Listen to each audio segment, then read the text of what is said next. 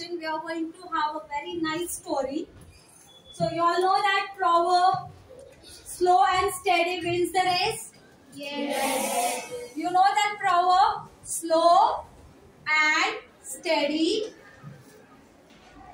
wins the race? Through which story we have learned this proverb? We have heard this proverb from the story, the tortoise and rabbit. So now that story we are going to continue, where we will get the lesson unity is strength. So you all know that in first attempt, who has won the race? Tortoise.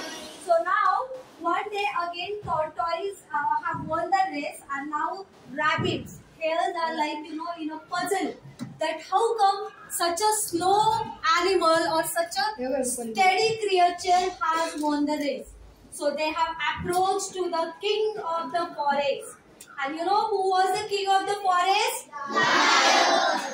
So they have approached to the lion and they have requested for the race once again to the king of the forest. And then on this attempt, the lion king, he has actually got agreed that yes, we will have the race once again. So the race was begun.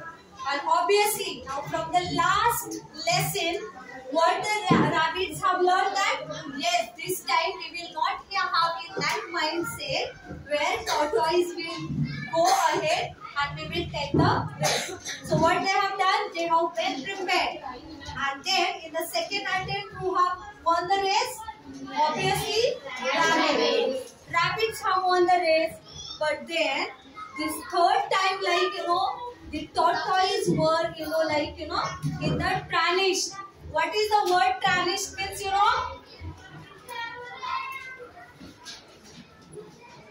what is meant by tarnished? Where the people or the creatures are being less respectable. Less respectable. So what they thought that now we have been known as a very slow and steady creature, and now after the second attempt again, what is going to happen? That people will recognize us again as